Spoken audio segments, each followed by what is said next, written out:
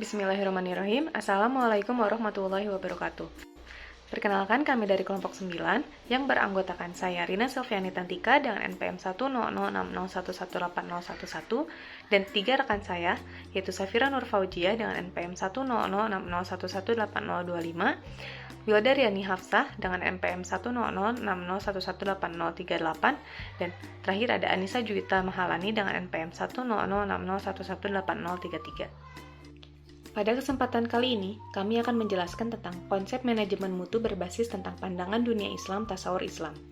Presentasi kali ini berpusat pada 3 daerah penting. Yang pertama yaitu analisis tentang prinsip Islamic worldview, yang kedua membahas konsep kualitas menurut perspektif Islam, dan yang ketiga yaitu menganalisis secara kritis konsep manajemen mutu berdasarkan pandangan dunia Islam. Pembahasan ini penting karena peran manajemen mutu sangat penting dalam lingkungan bisnis saat ini. Lalu, ada tantangan global yang dihadapi dunia saat ini tidak mungkin dapat dihindari oleh semua organisasi. Ada berbagai faktor yang perlu ada agar organisasi menjadi badan yang kompetitif dan bersemangat. Salah satu faktor yang mampu membantu organisasi menuju arah yang diinginkan adalah melalui manajemen mutu.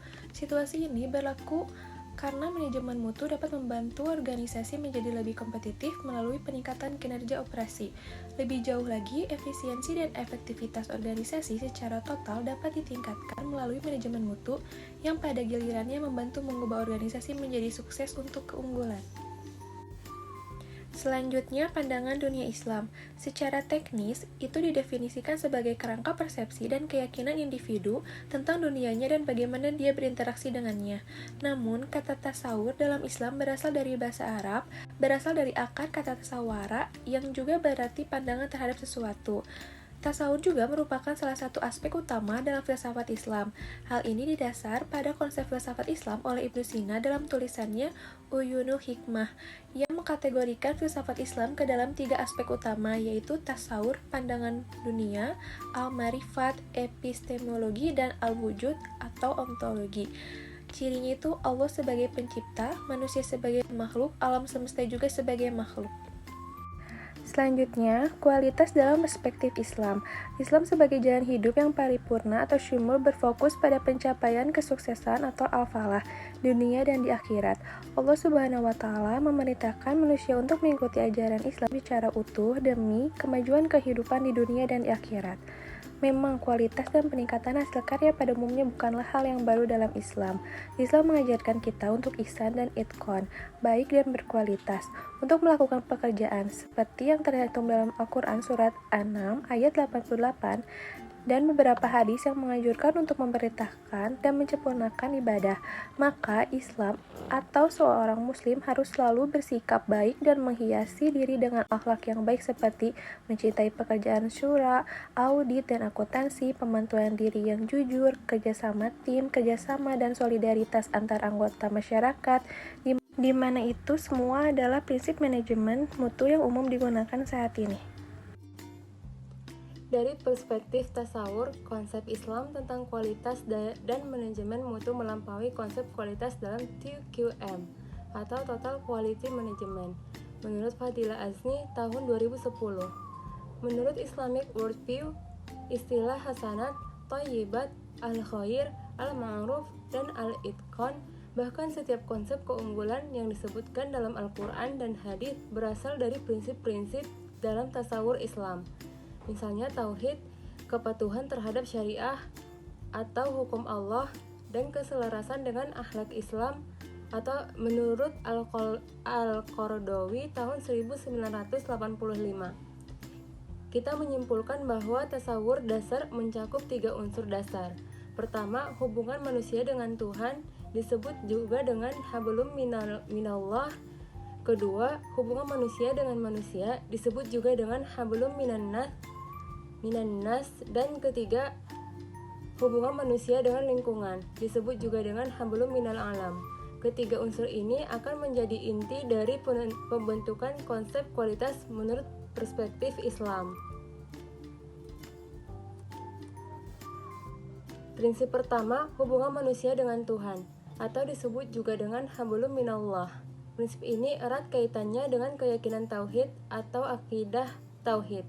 Dari segi kualitas, Prinsip-prinsip tauhid ini menjadi landasan vital bagi setiap manusia yang terlibat dalam aktivitas organisasi.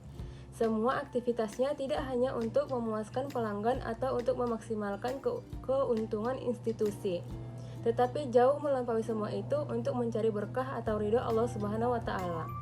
Menurut Muhammad Faisal dan Muhammad Rizal M, masalah kualitas dalam Islam erat kaitannya dengan mengejar keunggulan. Dalam Islam, keunggulan ini mengacu pada keridhaan Allah. Tidak hanya diukur dalam pertimbangan utilitarian dalam konsep sekuler. Menurut Abdul Ghani A. dan Mansur F. pada tahun 2006, di mana utilitarian ini dimaksudkan bahwa suatu kegiatan yang dilakukan dianggap baik jika bisa memberikan manfaat kepada sebagian besar konsumen atau masyarakat. Sesuai dengan ajaran Islam sendiri, sangat menganjurkan sesuatu hal yang dapat memberikan manfaat pada orang lain. Oleh karena itu, segala amal dan ibadah termasuk seorang muslim bekerja harus sesuai dengan kode etik agama dan juga memenuhi etika kerja yang telah ditetapkan oleh majikan agar diterima oleh Allah. Menurut Fazil D. tahun 1992, Tengku Kasim T. dan Mansur F. pada tahun 2007. Prinsip kedua, hubungan manusia dengan manusia atau disebut juga dengan hablum minan nas. Prinsip kedua ini erat kaitannya dengan misi hidup manusia. Peran utama manusia adalah sebagai hamba Allah dan pewaris atau khalifah di bumi. Dalam konteks kualitas, prinsip kedua ini akan berdampak positif bagi kehidupan manusia itu sendiri dan lingkungannya. Produk atau jasa yang diberikan kepada orang lain merupakan salah satu bentuk ibadah kepada Tuhan. Produksi produk dan jasa harus sejalan dengan hukum Allah atau syariat Islam. Hukum yang berkaitan dengan kebersihan dan nilai-nilai spiritual seperti mahmudah atau budi pekerti dan mazmumah atau sikap buruk. Ini juga termasuk dalam konteks melestarikan lingkungan serta sumber daya manusia dan alam. Konsep ini berbeda dengan konsep ekonomi konvensional, di mana manusia dianggap sebagai makhluk ekonomi yang fungsinya hanya memproduksi dan menggunakan.